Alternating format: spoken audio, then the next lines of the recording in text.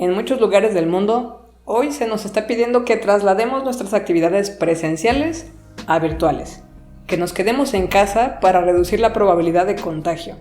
Es una instrucción clara: quédate en casa por tu salud física.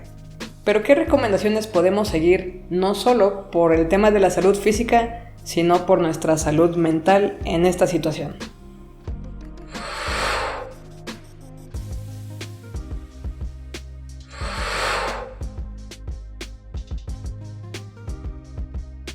Colegas interesados en formarse opiniones basadas en evidencia científica y datos duros, bienvenidos. Yo soy Cintia Reyes. Y revisando varios documentos en la red, quiero compartirte las siguientes recomendaciones en el tema. Que tus familiares y tú tengan clara la razón de por qué se nos pide tomar estas medidas. Hay que mantenerse al día de lo que ocurre, pero sin caer en excesos. Puedes limitar la cantidad de veces y a qué medios oficiales atender para estar al pendiente. Lo recomendable es tener una exposición limitada a fuentes confiables nada más, y no estar todo el día con noticias al respecto, sobre todo si vienen de fuentes dudosas. Estar en contacto con las personas en las que uno confía es la mejor manera de reducir la ansiedad, la soledad, el aburrimiento durante un periodo de aislamiento social. Aprovecha las ventajas de la tecnología para tener un contacto frecuente con tus amigos y familiares. Busca, de ser posible, interacciones cara a cara como videollamadas. Hagan planes para ver películas juntos de manera remota. Algo que por cierto probé en estos días fue una extensión de Google Chrome llamada Netflix Party gracias a la recomendación de algunos de mis estudiantes.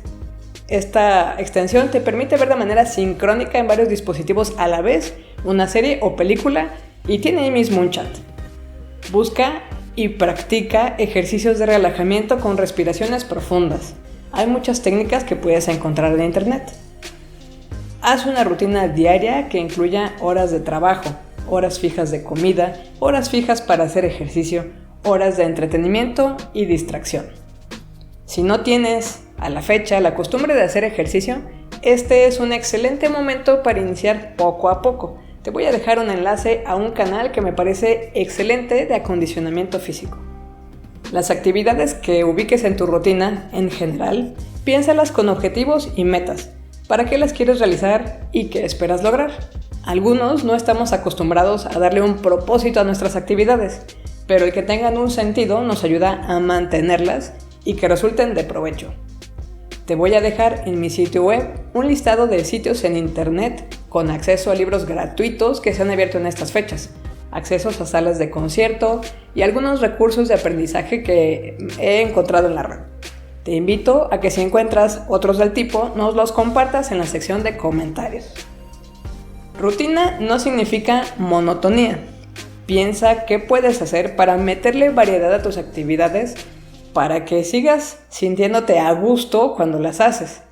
Para mucha gente, la monotonía deriva en irritabilidad y desesperación.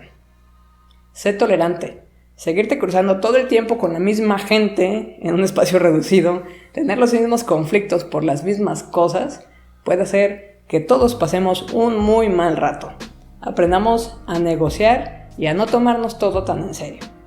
Cuida tu alimentación. Come a tus horas y de manera adecuada. No te excedas solo porque ahora te queda muy cerca el refri. Sé empático y solidario con las personas con las que compartes los espacios. Cuida tu higiene personal. Cuida tu higiene del sueño. En tu horario rutinario es muy importante que respetes tus horarios de sueño mínimo y normales. Es normal que puedas llegar a sentirte preocupado, ansioso. La incertidumbre del problema y si te puede llegar a afectar en tu círculo cercano es normal. Igualmente válido es preocuparse por factores económicos externos. Hay que aceptar estas y otras emociones que vas a tener y manejarlas lo mejor posible. En caso de un contagio, también es normal el malestar y hasta culpar la negligencia de otros. Si tú o alguien en tu círculo cercano presentan síntomas depresivos, alteraciones de sueño, cambio en el apetito por más de 2 semanas, consideren pedir apoyo terapéutico.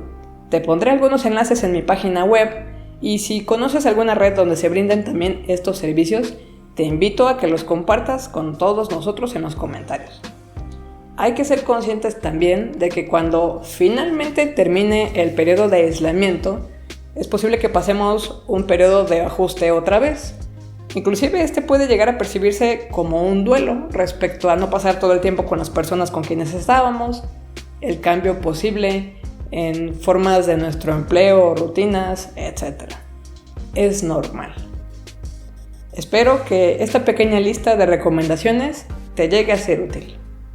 La próxima semana, en lugar del video regular dominical, estaré el sábado 4 de abril junto con otros edutubers haciendo una serie de enlaces directos en vivo.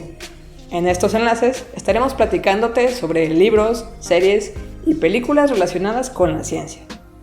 Si te gusta mi contenido y crees que tus amigos o conocidos podrían encontrarlo útil, apoya a este canal compartiendo su contenido y suscríbete. Recuerda también darle clic a la campanita para que YouTube te avise cuando haya videos nuevos.